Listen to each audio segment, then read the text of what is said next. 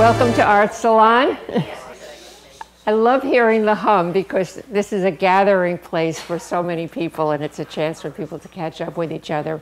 For the people who haven't been here before, and there are several, I'm Ellie Shore. I have a couple of announcements before I introduce tonight's speaker. One is that I'm taking the summer off. We are taking the summer off.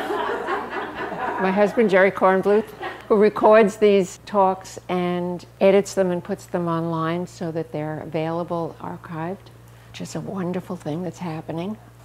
But another wonderful thing that's happening that I wanted to announce today for the first time is that the Armory has agreed to give the artists who have presented at Art Salon an exhibition next October.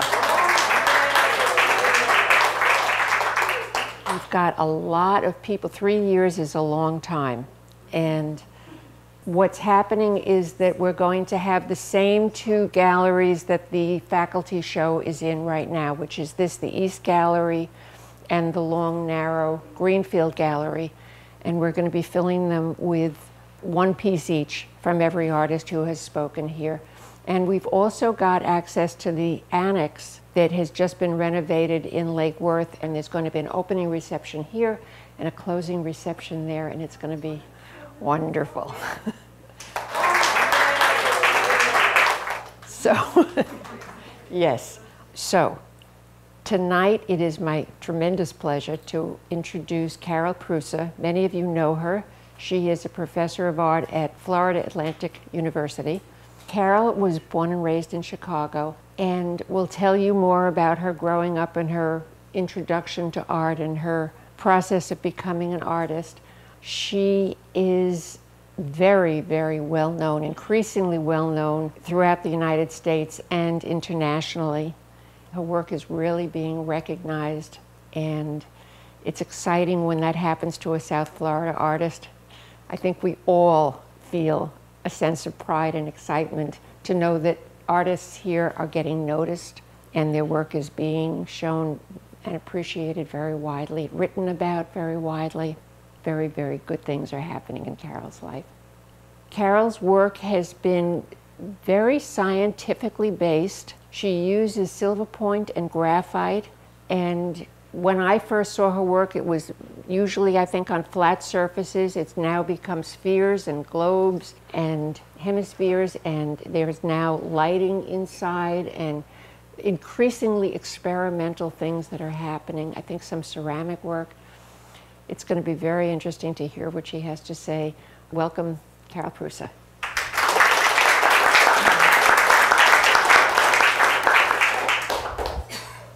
Okay. This is the artist statement that I wrote a number of years ago, and I think it still holds true.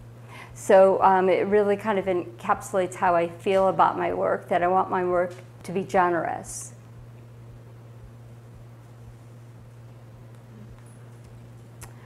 Title of the talk, Fearful Symmetry, from Blake's poem, Tiger, tiger, burning bright in the forest of the night. What immortal hand or eye dare frame thy fearful symmetry? Who said this? Does anybody know? People who have heard my talk know. That's Michelle and Isabel. I think they know. Einstein. Yeah, and I think it's true because it's the thing that ties artists and scientists together is that we want to know why things are the way they are. And we might go about answering that in different ways. So I liken myself to the Flammarion man sticking his head out of the dome of heaven into the unknown. So from the visible universe into the invisible universe. And I think it's a role of art to express the unknown through the known or through the visible. Anybody know the reference for this movie? Yeah? Yay! All right. This talk's going to go very well. Good. When I saw this movie, I was like, oh my goodness, it's like an alien hit me, you know? So it's Richard Dreyfuss. He's in his pickup truck and he's crossing the railroad track and there's this blinding light. He doesn't know what's happened, but he knows he's forever changed. And I think like as artists, either something happens to us or we're born different. And I kind of think we're born with too many antennae, so we're taking in way, way, way too much. But we don't know what it's all about, so we're trying to sort that out the rest of our lives. So he's trying to sort it out, and he has his mashed potatoes. And if you've seen the movie, it's really great. So he doesn't know what he's making, but he knows when he makes it, he'll recognize it. And for me as an artist, I feel like I'm just pushing around a pile of sludge, and at some point I'll recognize it as something it needs to be. I also have a very analytical side to me, and I'm measuring the compass protractor, so I like this image where the universe is actually being measured by God. And I like icon painting, has had an influence on me. I also like the understanding of knowledge coming from a felt or embodied sense. And so this is Goddess Kali, who pulled her entrails out of her stomach and stuffed them into her mouth, of course, which is, you know, a statement of saying you know yourself through your own body's experience. So everything you need to be and know is already all contained. I throw in quotes because people say things so much better than I can.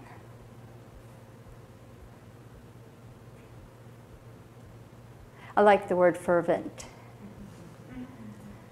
Fervent, fevered, ravishing. This was my major professor when I went to Drake University in Des Moines, Iowa to get my MFA. He was a wonderful egg tempera painter.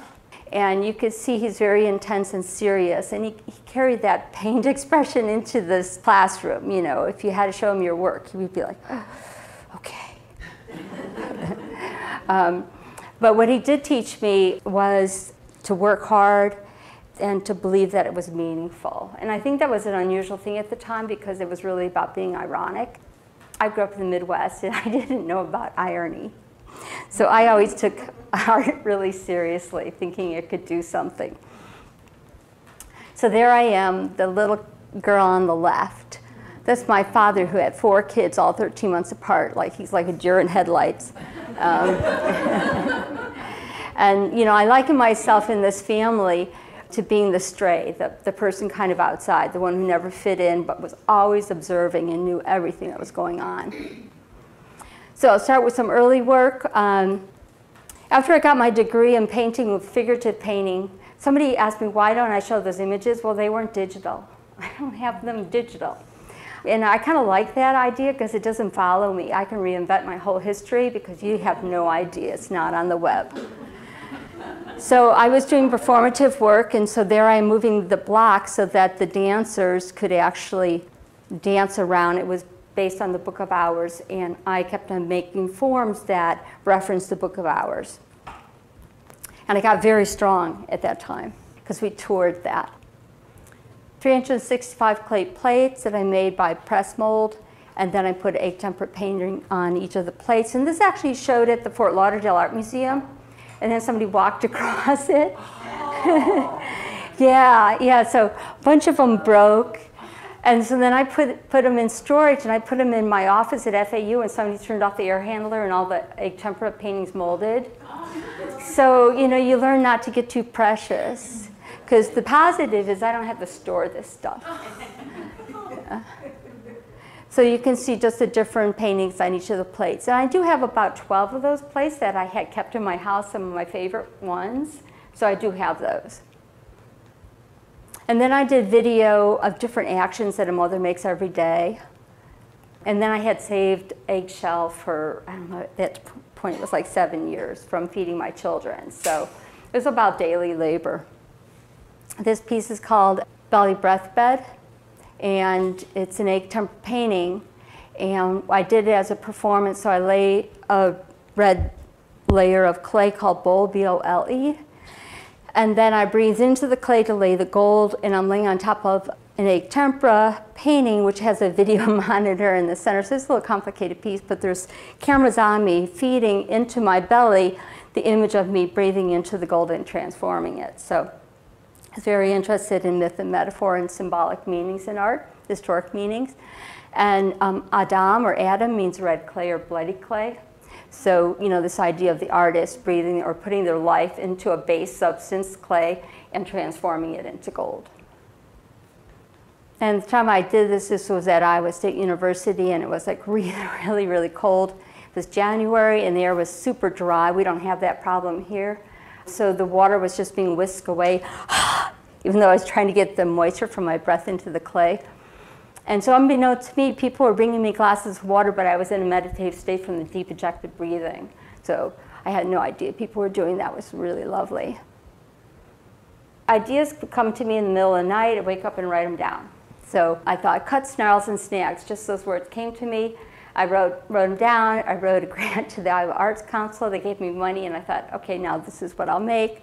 I will cut people's hair and get stories, and when I hit a snag, that's a good thing because I can make a hairball out of it.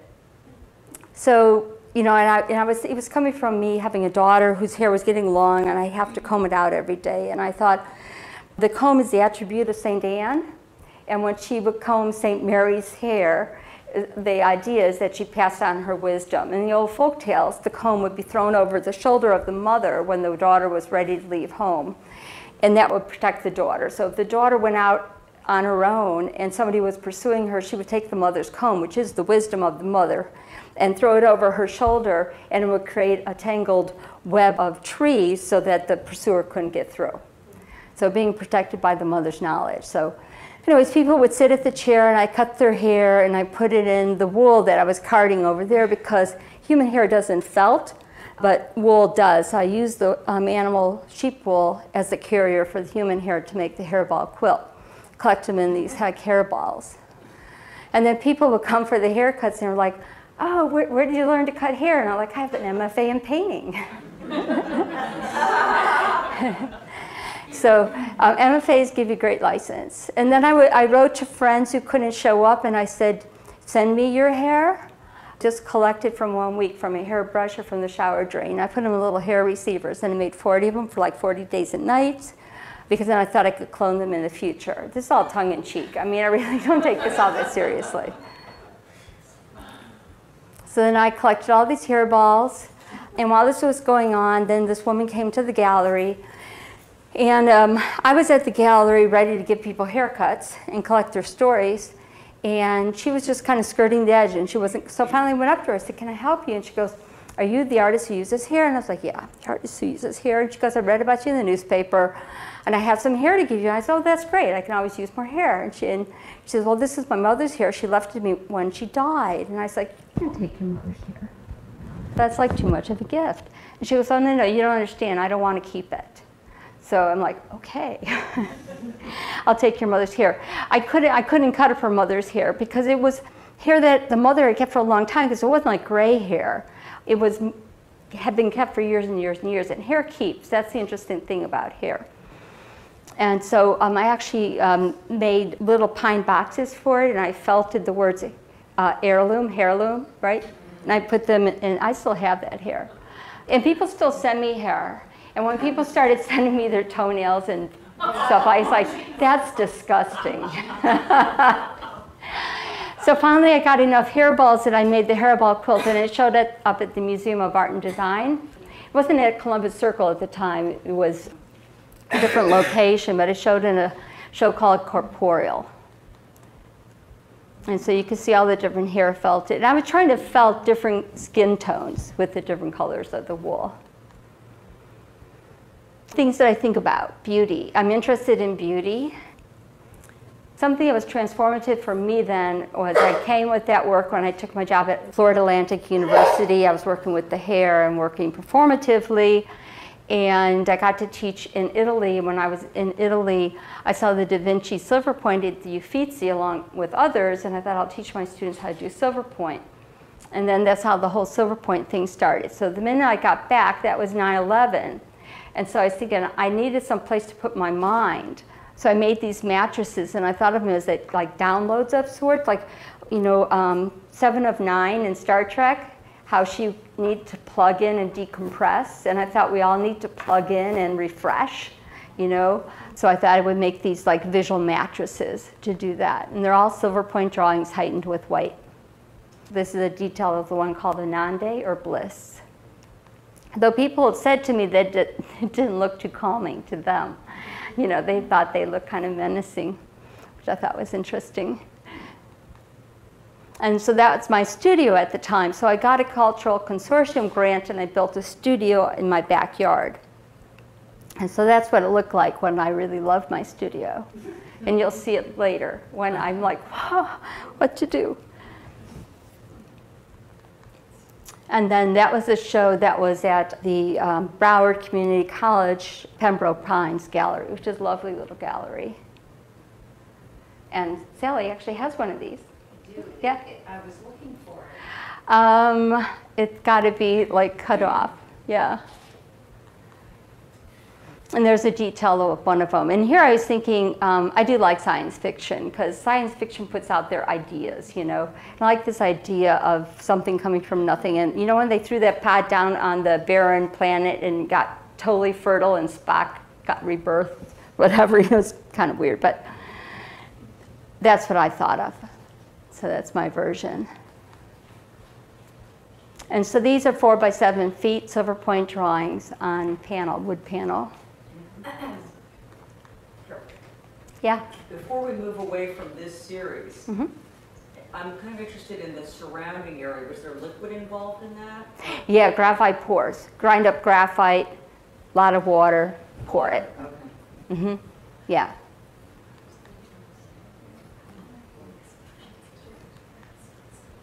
I still have this piece.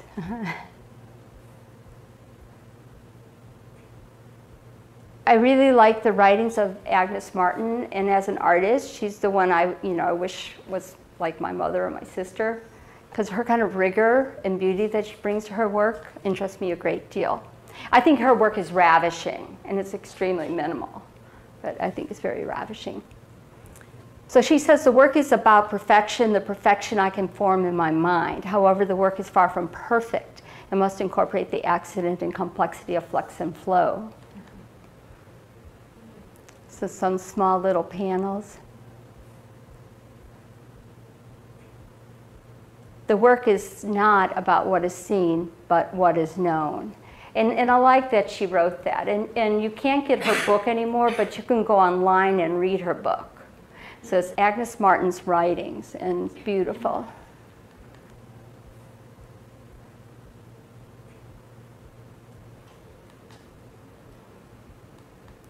And the interesting thing about coming to this work from having done the performative installation kind of based work to doing this, maybe kind of embraced the aspect that actually was a good drawer. Because I was a good drawer, but I didn't respect that because it's sort of, I thought it was too easy in a way. And I say this to students all the time, that things that come easily to you aren't just to be ignored. You know, there might be something to it. Maybe you're good at that for a reason. So it was time that I started to understand that, oh, maybe it's okay to use something I'm good at. Why do I have to always make everything so hard?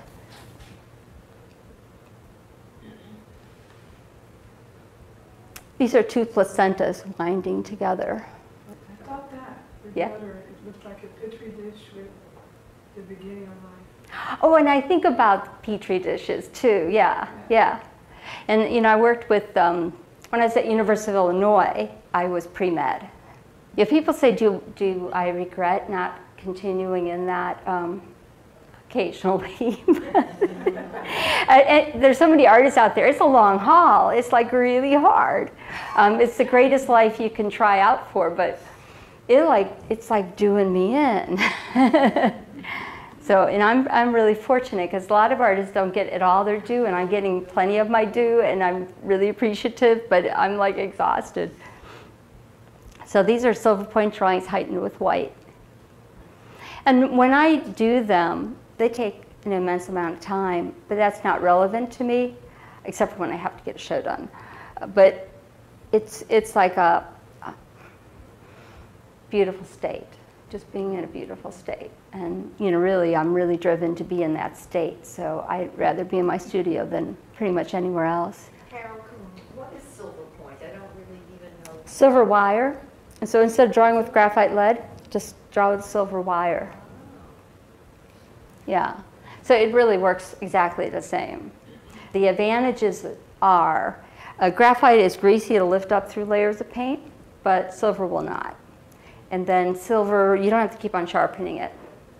And then when it tarnishes kind of warm and gives kind of warmth. In my work, uses warms and cools to give an illusion of more depth or a feeling of more space than there actually is, because they're really quite flat.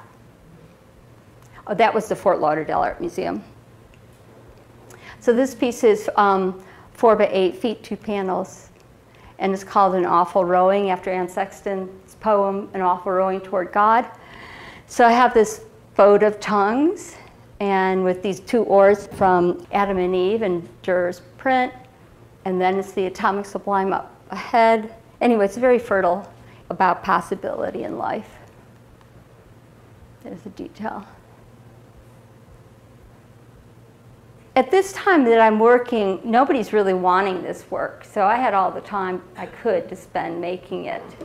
It's no longer the case, unfortunately, and the kind of time it takes me to make my work makes it hard to make a living making my work. It's a dilemma. We can talk more about market later if you have questions. It's a dilemma. Yeah. Mm-hmm. These are tongues. Yeah. Where do you get the idea for this particular shape of a tongue? From the embryo, when it forms a neurotube, when it folds in, when it's at the indifferent stage before it's male and female. So from studying embryology. That's where the shapes come from. Yeah. And I like that as shapes, they look both male and female to me. And you see that dot of yellow is a dot of sulfur. Big Bang could just happen. So I like this idea that life can just radically change, but it keeps on going.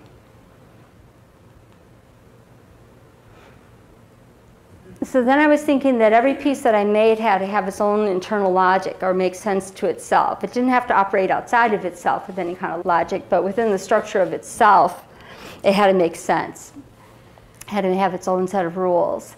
So I thought of those as each being a world. And I like Adolf Kiefer's drawing where he talks about every man stands beneath his own dome of heaven. So I kind of likened that to myself standing there, and I wanted to put out everything I knew about everything, my embodied knowledge. And how was I going to do that? And I thought, I'll make it in a dome. And that's when I started to work on circles and moved to the hemisphere. So this is my studio, and this is still at a good state. Yeah. So there's the transition. And when I started making the domes, I never studied sculpture, so I really didn't think logically about materials. So if anybody knew me at that time, I was just trying to figure out how to make a curved surface that could hold up. And I tried it in clay. Any ceramicist would know that's stupid. I think Carla knows his experience, but she helped me a great deal. Anyways, it was enormously heavy, and it warped. So then I thought, I'm good with wood, I'll layer up wood, and that took so long. I could make a beautiful wood big bowl, right? But it took so long, it was ridiculous. And I don't know why. So then I went to Target, go to Home Depot or Target, and just kind of like walk the aisles. And I saw a bowl, a plastic bowl at Target, and I'm like, oh, plastic, light, heavy. It's like, it would work. So I have these made for me. So that's the first one that I finished. I call it Babel, like for the Tower of Tongues, many tongues. And then I was thinking, originally I thought I would put the image on the inside of the dome and you put your head inside and you would get a download from me. But of course then visually, you couldn't focus unless it was really big, and I wanted to work really large, but then there's certain logistics like cars and doors. I just put in a bigger door. So there's limit. So, and then also my hand, the first one I made, my hand was really cramped working on the inside curve. So I thought I have to work on the outside curve. And what I realized was that if I work on the outside curve, that's like the illuminated universe in Newtonian physics. And then the inside would be the matrix or the unknown. And so that I would try to have something occur inside the dome that would express a space that was larger than on the outside. So I was thinking about light.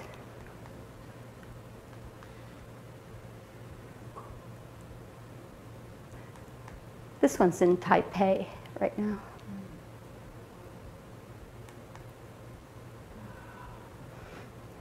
Da Vinci did the drawing in the center. I mean, I remade his drawing. It's a lace pattern he made.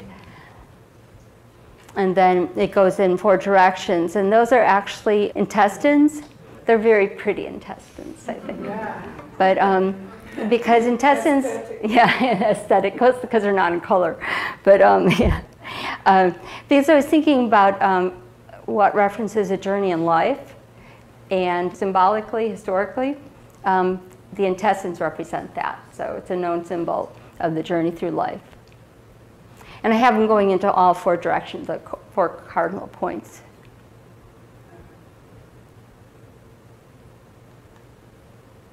And then I was thinking of brains coming together, and that the only part that would see was the optic nerve. So I lit up the optic nerve. So those are all the cranial nerves, all connecting with the others. So just more.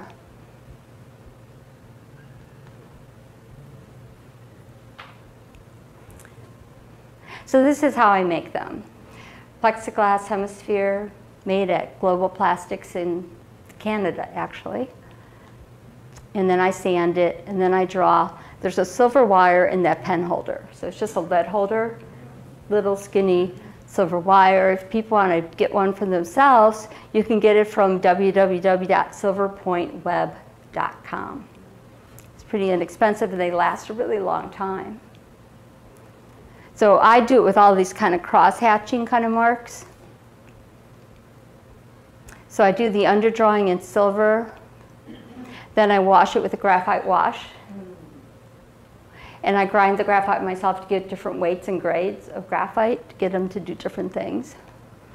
And the graphite wash is similar in value to the silver point.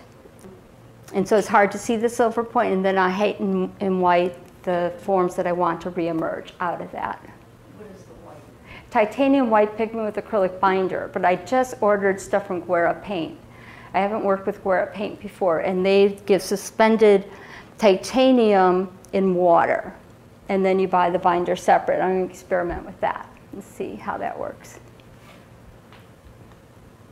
And then when I'm done, I drill the holes for the fiber optics.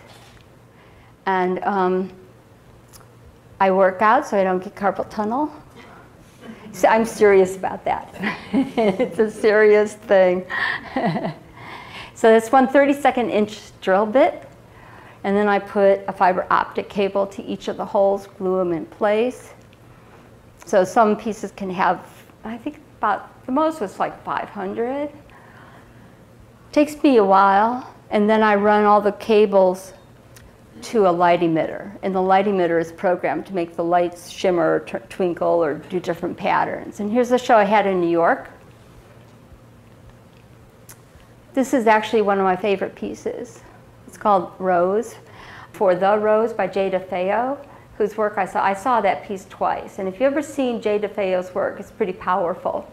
But she did this piece called The Rose, and she crusted that paint on. She kept on adjusting so that the painting became really sculptural. The paint was like 12 inches thick, maybe more. And to get it out of her studio in New York on the 2nd floor, they had to cut a slit in the building and lift it out with a crane. It's really the most beautiful, beautiful thing. I mean, amazing. So this looks nothing like it, but it was in response to it. And it's just a steaming pile of guts. Very pretty. So what are the different objects that you use? You use the tongue, you use the guts. What else do you use? Brains, water. Oh, that's funny. Think about this. Maybe we'll see some more. Yeah. Mouths, other openings. Openings are important. Yeah. These are vibrating strings. So this is a 60-inch dome. It's the Prez Art Museum has this. Has a video in the middle of it. And I was thinking of multiple universes and vibrating strings from string theory. He's looking at the video. So inside is a video of these vibrating strings developed by physicists to describe how our world actually operates. And so it just looks like vibrating strings. in the video. That's a still from the video. Margaret Evangeline actually had a show at Palm Beach Institute of Contemporary Art before it went out. I don't know if people remember that show, but it was really beautiful. But she wrote, "It makes your heart race, sitting in the dark, hearing an astronomer describe the sky." And you see that to always be in search of what you don't know yet is common ground with painters, poets, scientists. It's erotic, this desire for what you don't know, to be spinning sensually outside of it with what you do know and don't know, looking for equilibrium. I love that she wrote that. I'm very interested in what I don't know. I'm not all that interested in what I know. So each time I make a piece, I'm trying to have it surprise me or teach me or show me something, which is, I think, one reason why I obliterate it with the graphite wash. Like, opens up the cosmological field for play, because I have to see it in a fresh or new way. This is multiple universes, and each of the frothing universes is a bubble, and each bubble, a different universe, of course, occurs. And I kind of say this tongue-in-cheek that not only can you choose what universe you are in at any given moment, but in one of them I did get the Guggenheim. So if you ever are disheartened as an artist, just realize in another universe you won it big time.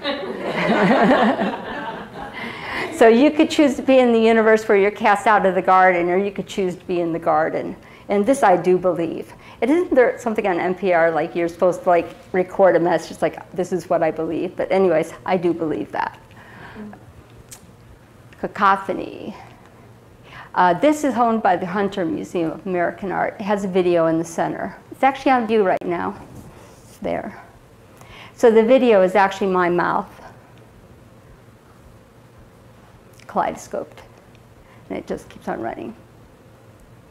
Carol, do you cover this with any kind of protective coating? Does the graphite just... UV is varnish. Yeah. Mm-hmm. Yeah.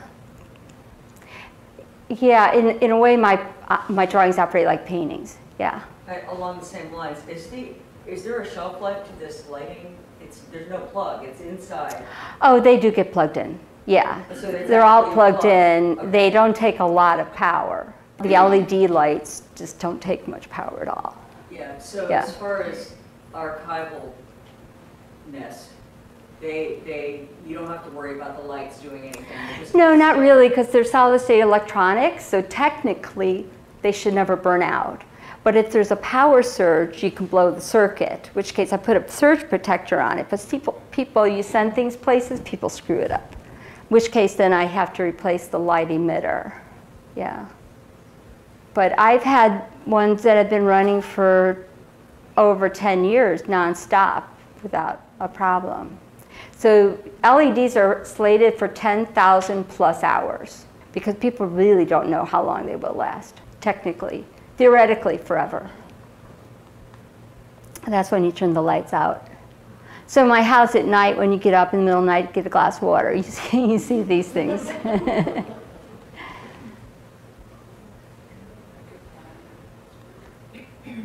Latona was the mother of mercury and sulfur. So Latona is the mother of all things, and Latona is the center circle, and she births everything.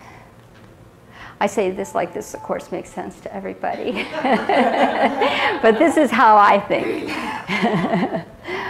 Internal architecture, I was thinking about what did the structure of my mind look like, and then, of course, everything I know is from my own eye, because that's how I input. So then I was thinking about the Oracle of Delphi and how all that information came there, and these are kind of things that bubble through. So then I thought I'll do a video of my eye, and every time my eye blinks, it'll be like the eye of Shiva, a new universe will start, because I think every time an artist makes a new artwork, it's a new universe.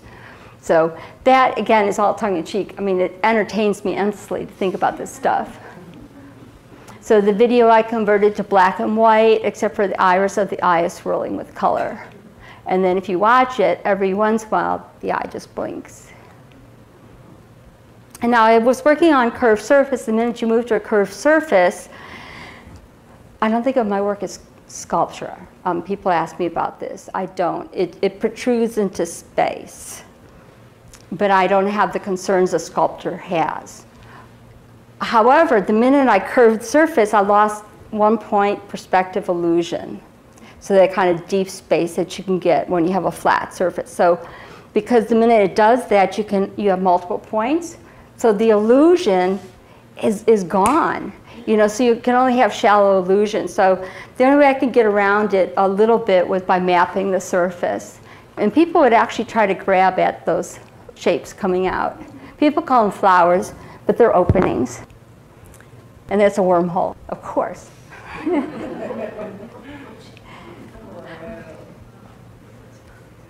This Bernice Steinbaum has in her bedroom, over her bed. Yeah.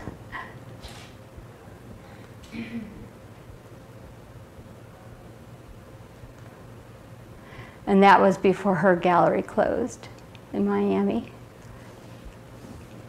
This is called SIP, and it was in response to Piplati Riss' video, SIP My Ocean. If you don't know that video, it's an amazing piece, absolutely stunning, amazing piece.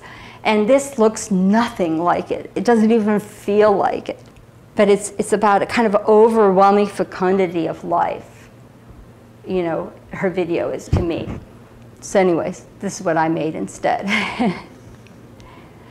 So silver point drawing of the ocean with a symmetry to it.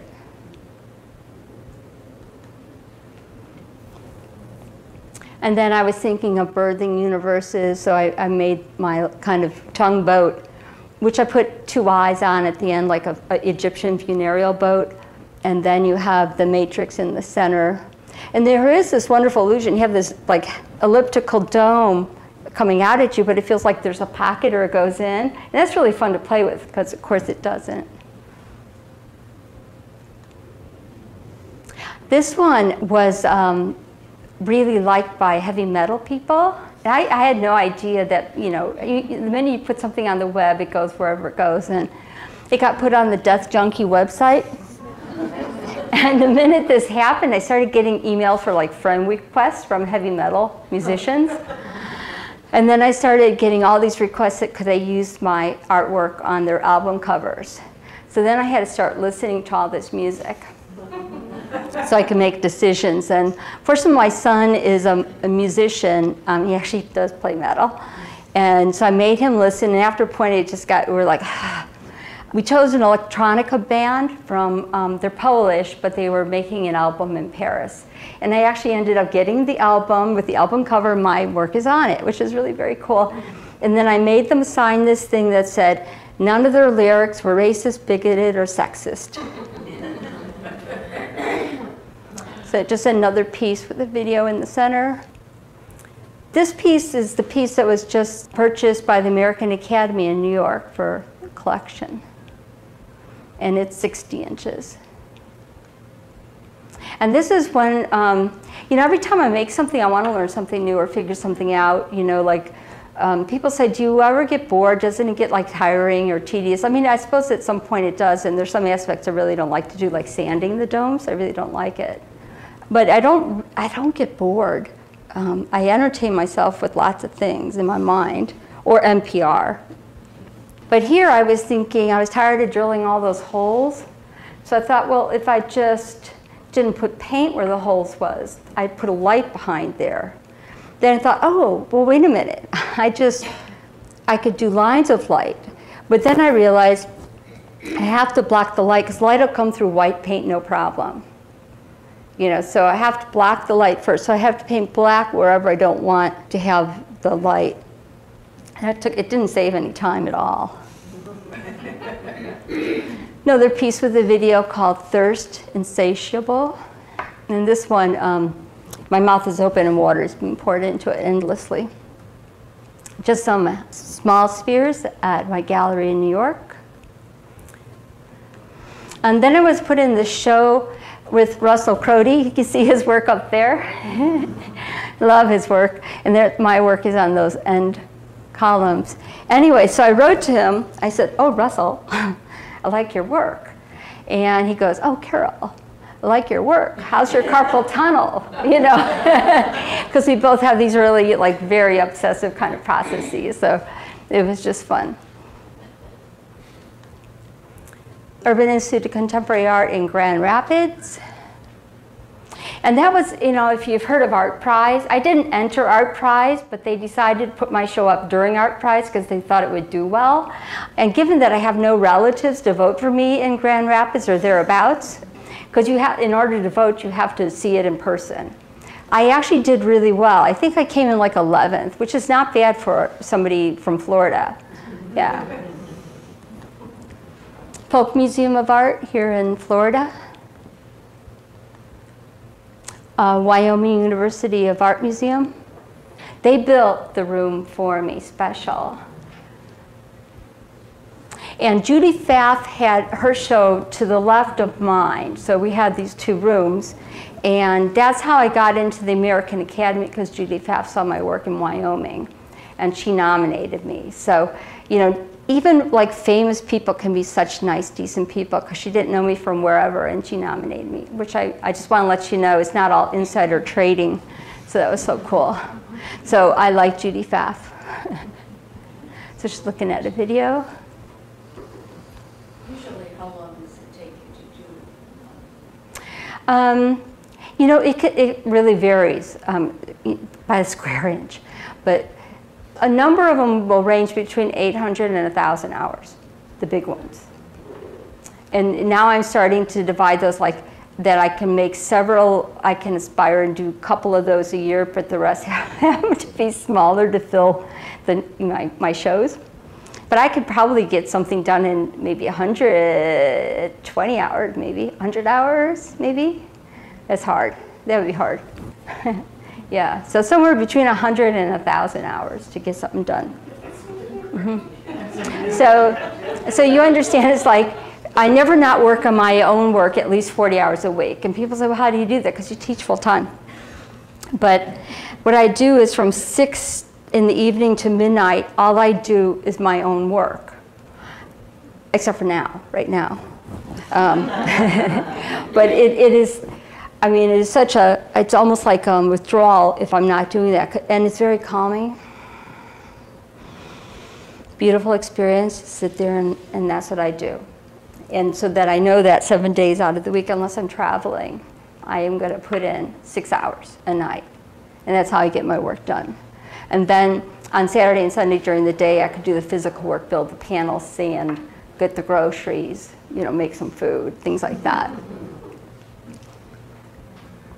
This is the Kohler Art Center. They gave me a large show. It filled 3 big galleries. This is the American Academy of Art, and so they have a sphere with programmed light, and then the piece that they bought on the back wall.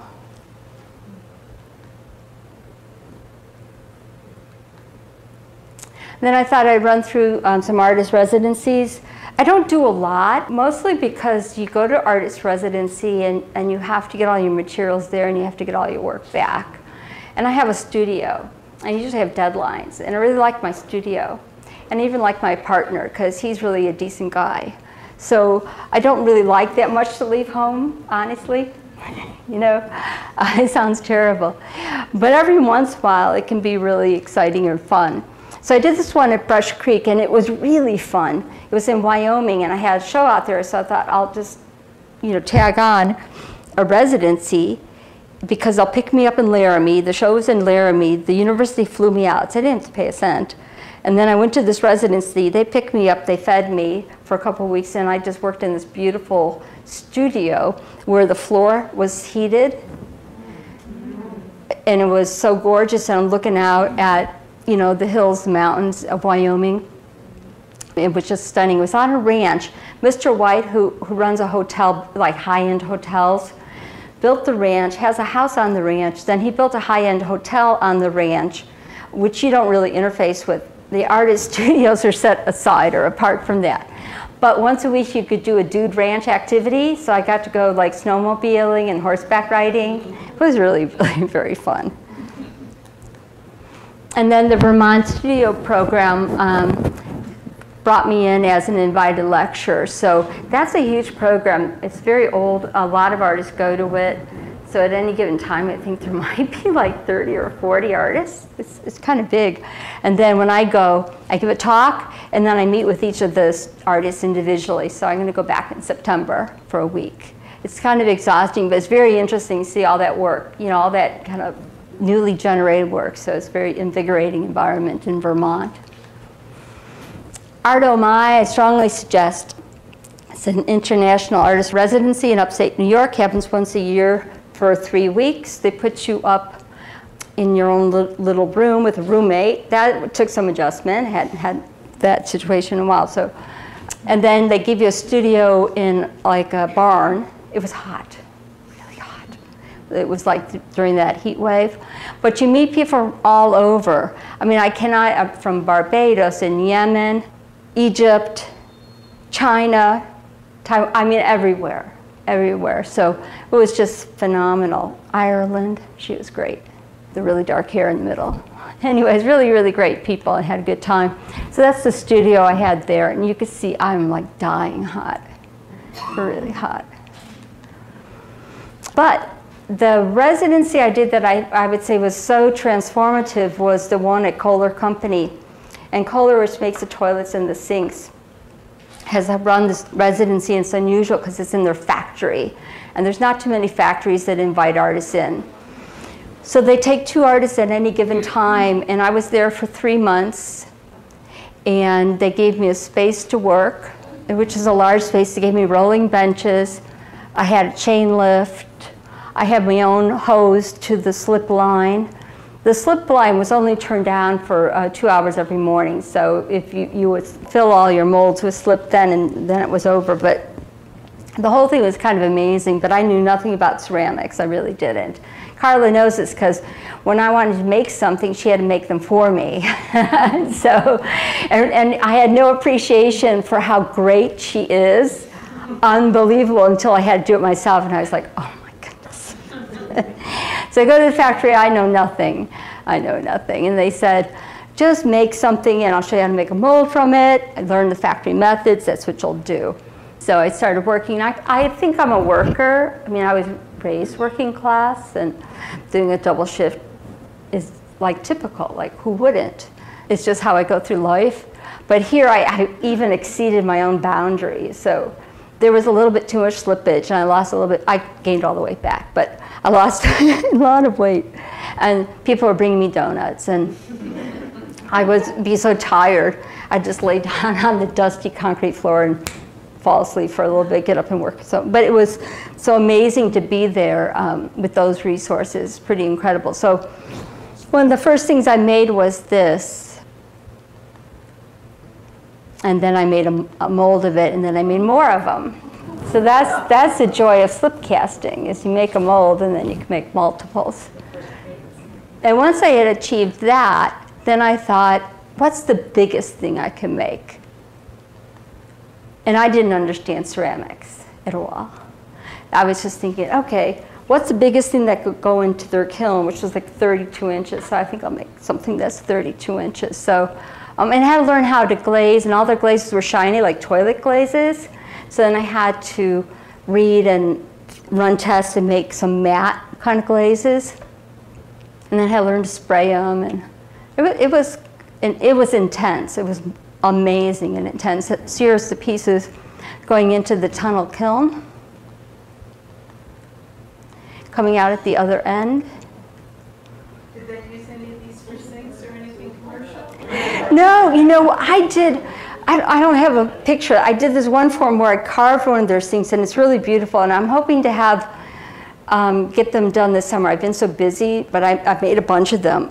And I thought for sure they would want them, you know, the design, because they were so, but no, you know, even other people tour, they have public tours every morning, and everybody's like, oh, they should pick up your sink, you know? And I'm like, yeah, but no, they didn't. So then this is the thing where I thought, okay, I'll make a 32-incher, but I had to make the model first so I can make the mold. I'm going to make the mold, so it's going to be essentially a one-piece mold. The whole thing is going to slip out. And this is how my mind thinks. I like problem solving. I like figuring things out. How do I get that symmetry? The clay, even though I kept it moist, is shrinking as we speak, you know? So it's hard to keep sizes consistent. And the top part, I actually slip cast those modules, but the bottom part is formed and freely carved, hand carved. So, so this is when I slipped to the dark side, and I just would stay up. I just would stay up endlessly making these things until I got the model done. And I will point to this as like shows how committed I am to making something perfect, you know, like trying to, you know, and even now looking at it, I think, wow, if I can do that, just think of the things I can do. So for me, Kohler was transformative because I realized as an artist, I haven't even tapped into you know, what I'm capable of. That there's far more in me than I even know, and that you know, I want to push it more. So now they're all excited because I made the forms to go around my model, and we're going to pour a real big load of plaster into it, and they're sure it's going to burst. They're betting on this, and we're going to have this huge mess. And I had stayed up all night. I had absolutely zero sleep to put that framework around it. I'm like, no, it's going to hold. I was a chemistry major once. It's going to do it. And there's the mold. It did. It worked. It worked really great. It's a beautiful mold. Weighed about 350 pounds. And then we had to make a base, which was another 100 pounds. So I had to use a chain lift to lift it. So I would slip cast it. So there's a slip cast. And then I'd have to touch up. Look at, I'm so exhausted. Carpal tunnels flared up. So I call Kohler the black hole. Just sucked me in. The other artist was a wood carver from Washington State, and the minute he saw me do a 32-inch wide thing, he thought, I'll make a 32-inch tall. Well, actually he wanted a 33 inches, but then he didn't realize they slanted, so it depends on how you measure it, so we had a debate on that. And then, okay, so that was kind of like the Kohler experience ended. Every time those things fired and went through the kiln, they warped and broke. So that's, I mean, all that like, right? You learn, it's okay. I learned a lot. You know, I learned I'm an amazing model maker, that I can do more than I think I can do, that I'm capable of using pneumatic staplers and freight elevators and hydraulic lifts, and I can do all these things. So the night before I'm supposed to pack it all up and leave, I go to the guys up on the 3rd floor of the factory who are the model makers of the toilets and sinks, and I said, I need to make a silicone positive so I can bring it home. So I stayed up all night, make the positive, had no idea what I was doing. And even though I put Vaseline, it stuck and I couldn't get it out. There was too much suction. So I had to pay to bring the whole thing home anyways. My wonderful family, my son Joey, my partner Joe, are chipping off all the plaster to get the silicone positive. Now that's the silicone positive. So once I got that home, I knew I wasn't going to be making ceramics anymore because that thing was really heavy in ceramics. I knew my life was over for ceramics, but it had my mind going. So I converted it to, made a rubber mold, and then made fiberglass casts. When I got to this point, I didn't like the center, so I reworked it. This is now my studio, still at a workable point, but you see the crates?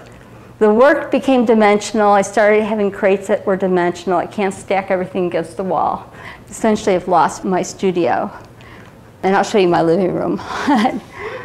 So these are in ceramic. They're about 14 inches wide, I believe, with fiber optics in them and silver point drawings on the center. And they're slip cast vitreous china.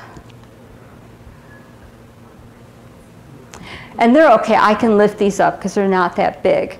And they're very, very durable. That vitreous china from Kohler is about the strongest china there is. So I can ship those around into this box. Then I was working on these large spheres. And then I put programmed light in the sphere. And it would gradually go up and gradually fade down. Then I had a show in Miami with the fiberglass forms and the smaller ones, a ceramic. And then I thought I would make these double spheres.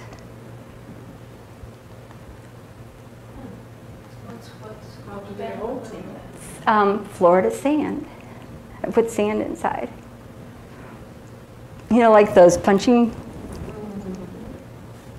That's my daughter looking at them, being my model.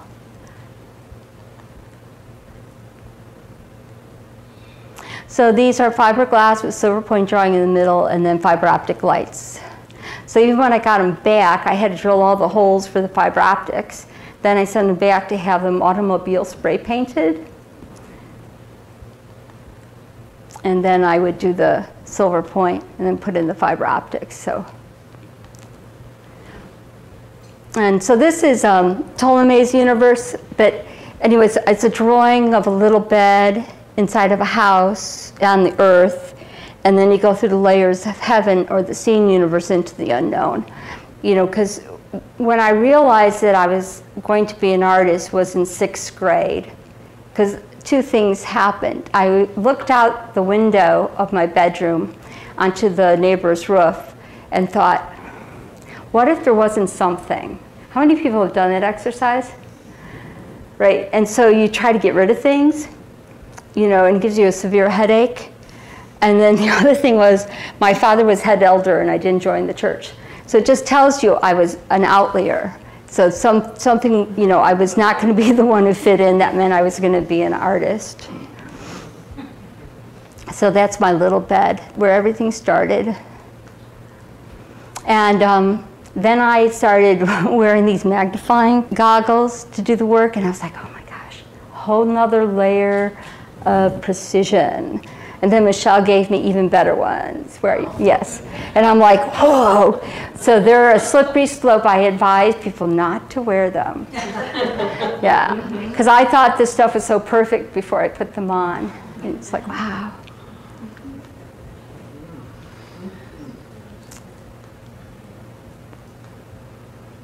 Frost Museum.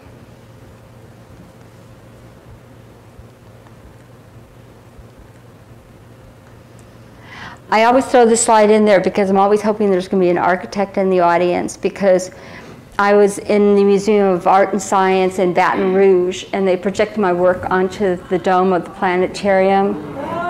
And when I saw that, I was like, that is my zenith goal, you know. So I know one of these days there will be an architect who'll say, come do my dome.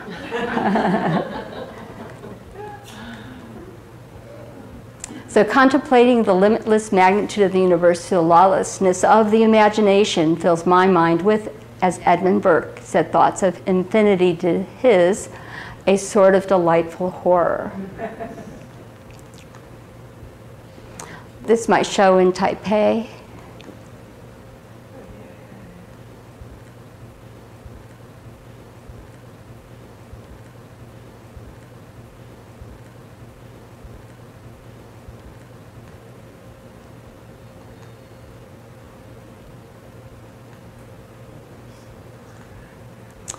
Nashville. What is that? Yupo paper. So I just did the drawing on Yupo paper, a long scroll.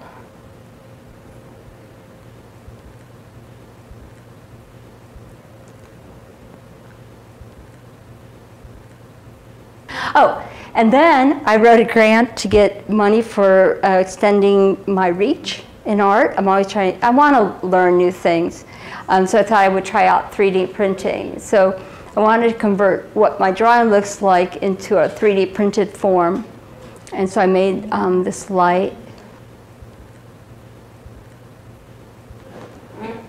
And that's printed in sintered nylon.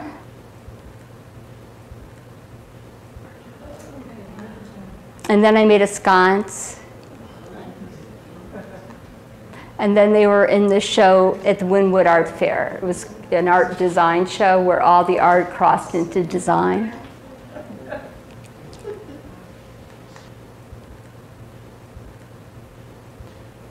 And then I thought I'd try some CNC routing.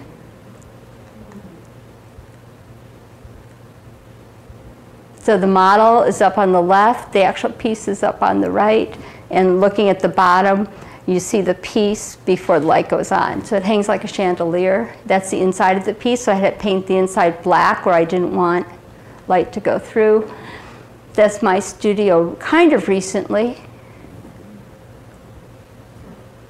There's just not much room in it anymore. There, that is my more recent picture of my studio. You cannot walk into my studio. And so I moved back into the living room. And so this was going along, and then my partner, he said, I don't know, I don't really like having all your work in the house. And I was like, oh, well, let's build another addition. So then I got working on that, and I got the information, and that was going to be really expensive. So I now get the garage. So, yeah. So soon I'll have my studio back. So these are panels that I'm making out of my patio. So my studio looks like that. My patio looks like this. My house looks like this. So that's a piece I'm working on. And color made me really tough. And I keep this image because it reminds me that I'm a lot tougher than I think I am sometimes. You know, that I'm much more capable than I sometimes put out there. And so whatever I put my mind to, I know I can solve it. So, all right.